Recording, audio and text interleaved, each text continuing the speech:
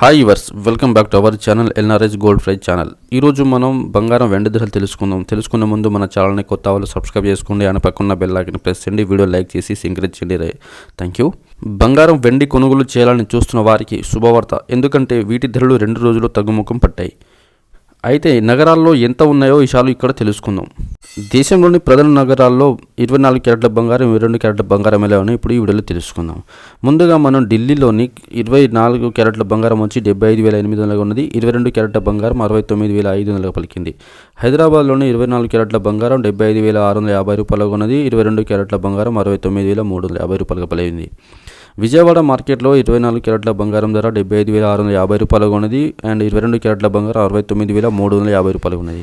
చెన్నైలోని 24 క్యారెట్ల బంగారం 75,650 రూపాయలుగా ఉన్నది. 22 క్యారెట్ల బంగారం 69,350 రూపాయలుగా పలికింది. ఇక ప్రధాన నగరాల్లో వెండి కిలో ధరలను చూద్దాం. ముంబైలోని కిలో వెండి ధర వచ్చి 89,500 ఉన్నది.